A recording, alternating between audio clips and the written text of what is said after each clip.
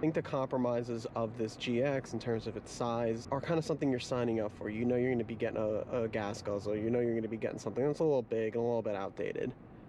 But it's all part of the charm. If you're new,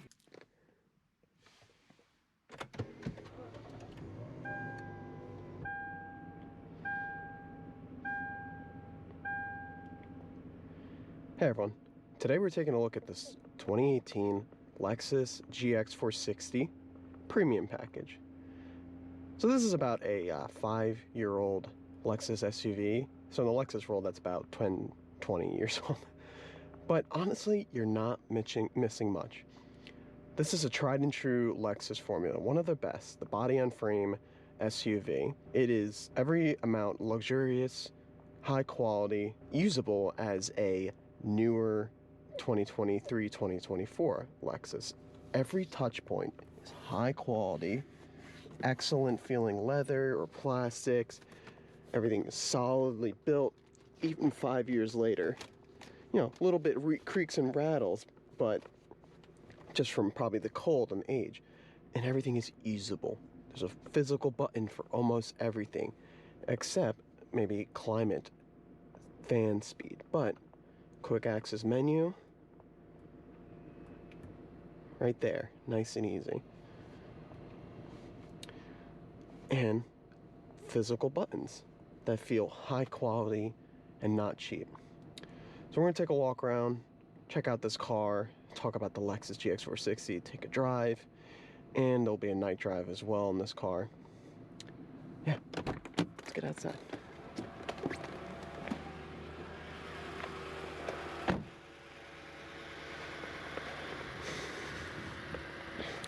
So this is a 2018 model year. 2020 and 2022 brought about some improvements. Lexus has poked and prodded this body-on-frame SUV. So get the Lexus swoosh LED daytime running lights. I think it's halogen high beams though, very interesting. They look orange and stuff.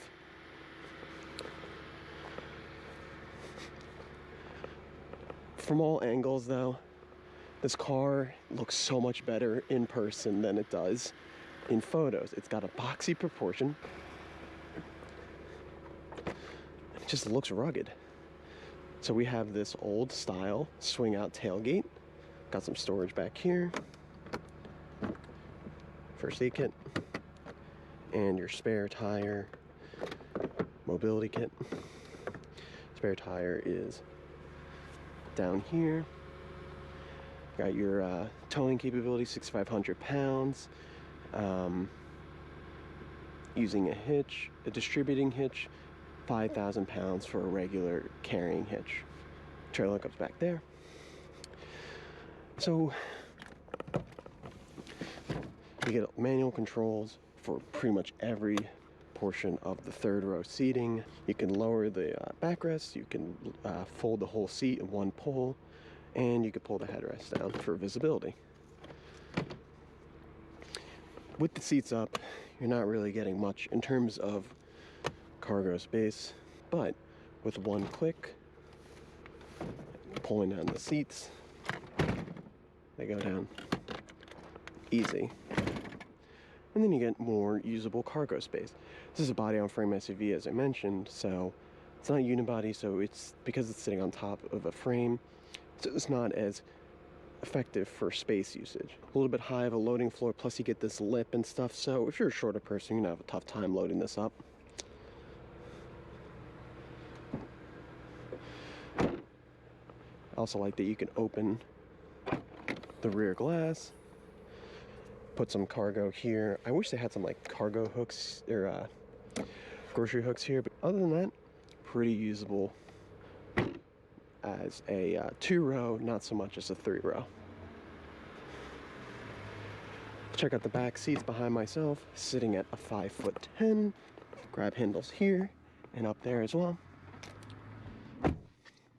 Plenty of space, plenty of headroom, right back to the headrest, no problem here. Materials, excellent. Perforated seats, you do get an independent climate control. I like how it's a low, a high, and an off for the heated seats. Very nice material touch-up back here. I like this old style plastic wood. You would think it looks cheap, but it's very high quality. Door pockets, no USBs back here. Center cup holder with, I guess, a shield for holding up your coffees. That's actually pretty neat. No additional storage there, but no ski passer either. This interior, over 71,000 of Turo miles, still looks very good. You get some imperfections there and on the driver's seat, but still looks great. Still looks great. I'd be curious to see what one of these goes for, maybe 30, 40 grand. Probably a little bit pricey these days, but honestly, what you're getting is pretty great. So you can fold the back forward, and then there's a lever here. Pull it forward. And then, probably should have done this on the other side. You can pull this up.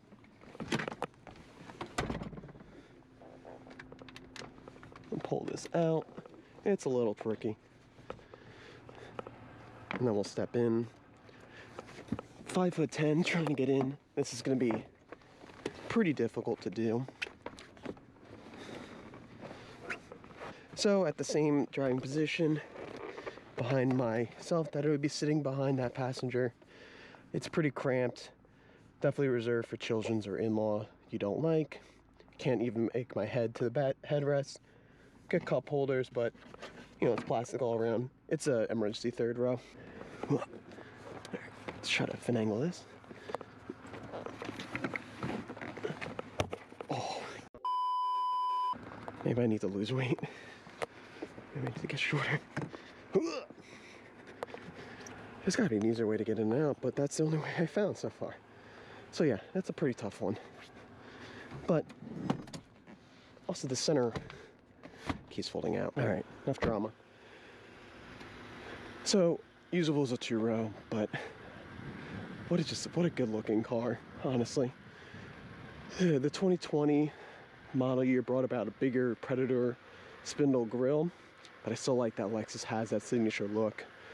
Very tall, upright SUV.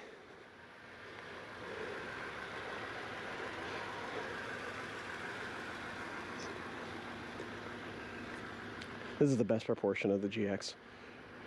This back rear left quarter. Check out the beautiful 4.6 liter V8. The 1UR FE, I believe it's called, 4.6 liter V8, makes about 302 horsepower, 320 pound-feet of torque.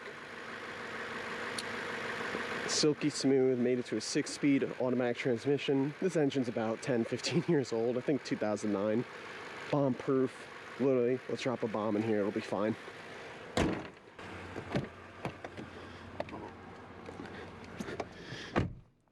That engine made it to full-time 4-wheel drive. Gets about 15 in the city, 19 on the highway, so you're not going to be getting the best fuel economy. It's averaging 14.4 MPG with mostly city. Takes premium fuel. So quick walk around this interior. Got all these physical buttons for various aspects. Pretty good response. Not too bad on the latency for the center screen. You don't get Apple CarPlay. That came in the 2022s with the Tombstone stack arrangement. You got a screen up there, touchscreen, and all that good stuff. Material choice is excellent, as I mentioned. You get your physical controls all the way around. You get this little small LCD.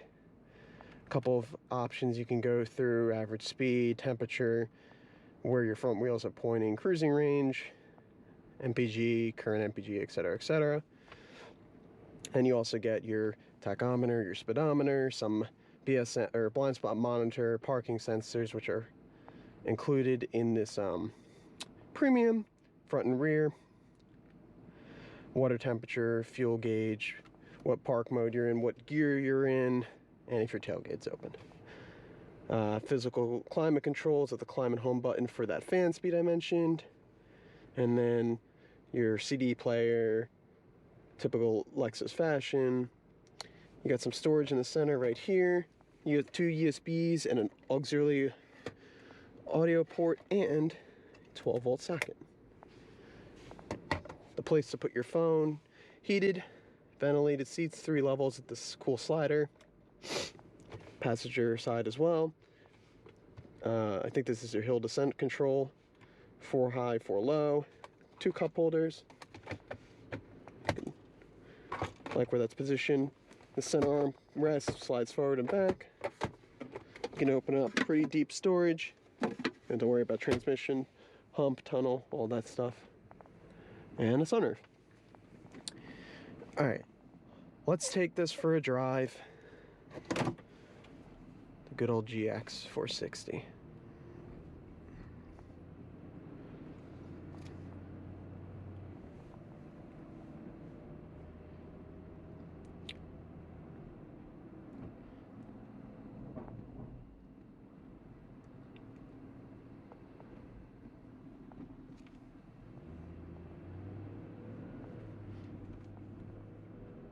You also get a power adjusting steering wheel and a 8-way front driver and passenger adjustment power and 2-way lumbar adjustment.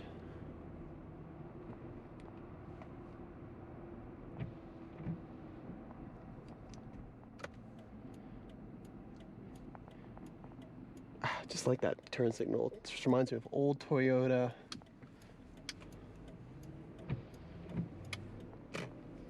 Very high quality sounding, but a little bit mysterious. Luxurious, it would sound, maybe.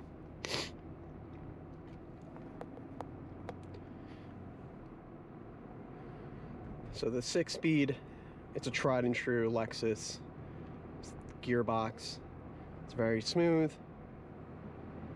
Not the most sporty I've seen in some of their models like the IS, but it gets the job done. It's going to be just as reliable as that engine.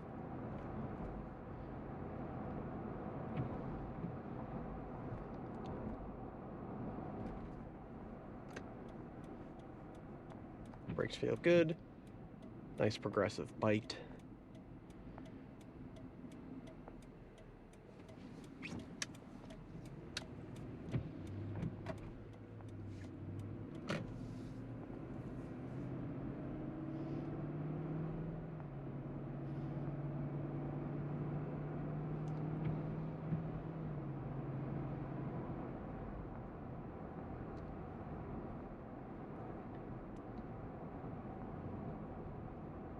So yes, this is a body on frame, and it's going to feel like a truck more so than a modern unibody SUV. You're going to get the extra body roll. You're going to get the extra, I guess, springiness you would get from a body on frame. And it just has that truck characteristic. You definitely feel like you're on top of the car versus inside it. The luxury trim for 2018 does give you adaptive variable suspension, but this standard suspension is pretty comfortable, but there's great feedback from the road. When you have hydraulic steering, I think it's pretty funny if I hold it like that. It stays stuck. It's not power steering, it's going to send you back to the center.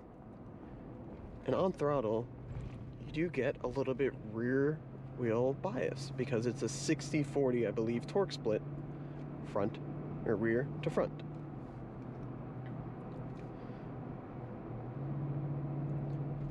Now with any 6-speed large vehicle, naturally aspirated, going up a hill, you're gonna have to shift down a gear and rev it out.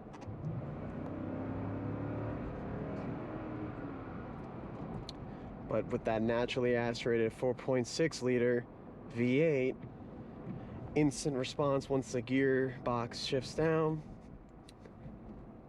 and you are off. There's a good amount of torque. This is a healthy 300 horsepower, for sure.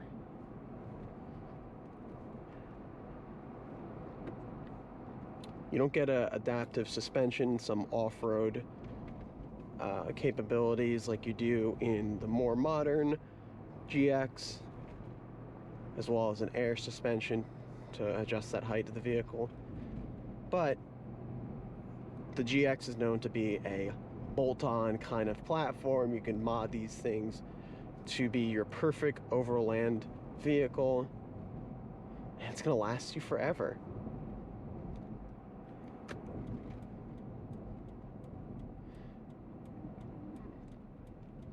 You do have a sport mode, which just puts you into manual shift mode, I believe.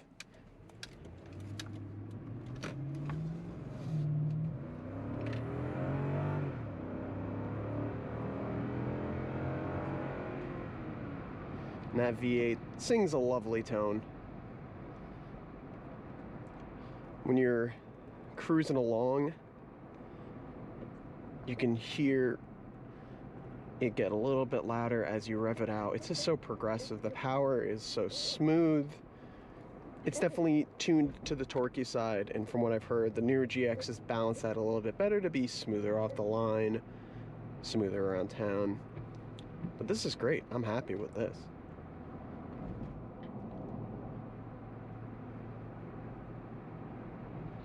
You feel the weight, but this car does have pretty good handling characteristics.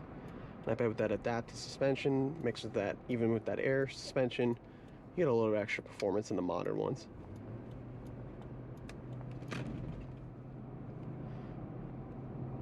It's definitely a crashy suspension, but what are you expecting from a truck?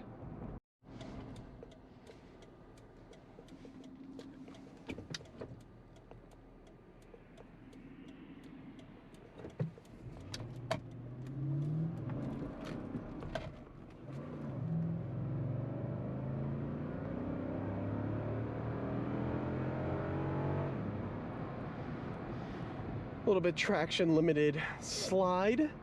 Definitely cut a little bit of power. And I think I cut a little bit more by pulling up the gas just a little too hard on that rear wheel dip. That was fun though. Can always have fun in the rain.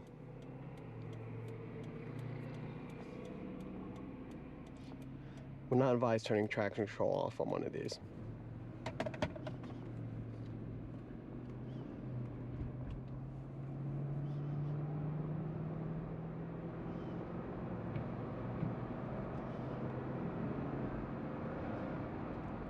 Such smooth power. It's just, I don't know, I love naturally aspirated V8s, and it just makes me want to keep putting my foot down just to rev, and just hear it sing. So how can we sum up this GX460? Well, it's a tried and true formula with Lexus. This engine, this car, aside from some rot, will last you 400, 300,000 miles easily. It's going to remain high quality. It's going to burn through your wallet and the gas pump, but you're not going to have any problems. You're probably never going to need to go into the engine bay like I just did. So for me, I was just curious about the GX. I knew it had a V8, and that's kind of like my desire right now is to drive V8s because they're going away. And I'm happy I drove this. I don't know necessarily if this is a car I would own and drive, but I do like that it can outlast you and not outlast you. It's going to be very reliable. I think I would get one of these. I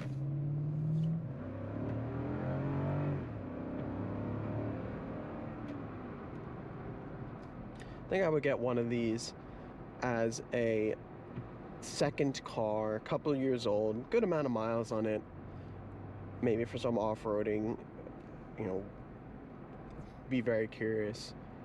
And you could just own one of these and know you're not missing out on the latest features. Yes, you're missing out on Apple CarPlay. Maybe in a couple of years you get a 2022 and you get Apple CarPlay. Other than that, the engine, the transmission hasn't really changed much. There's been minor improvements, tweaks here and there. The GX is still selling very well because there's just some charm about it. Maybe it's all the soccer moms.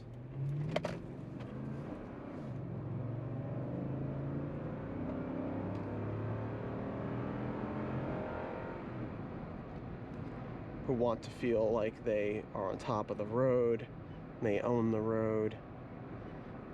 Or maybe maybe it's those overlanders. There's so many GX owners that take these off-road and they beat them up and they say, yes, do it. You're gonna find better off-road reliability compared to something like a Jeep Grand Cherokee.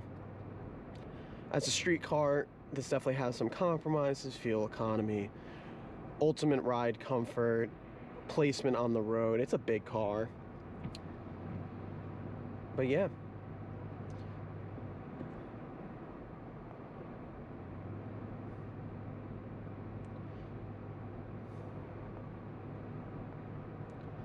I think the compromises of this GX in terms of its size are kind of something you're signing up for. You know you're going to be getting a gas guzzler. You know you're going to be getting something that's a little big and a little bit outdated. But it's all part of the charm. So with that being said, hope everyone enjoyed the video. Finish this off with a little bit more driving. Got to fill up the car before I return it to Turo. But I enjoyed this one. This reminded me a lot of my dad's Toyota Sequoia. Fellow GX owner. Look at that. This reminded me a lot of my dad's Toyota Sequoia in terms of the transmission tuning, the power, all that good stuff. So hope everyone enjoyed. Give it a like, subscribe, and I'll see you on the next one.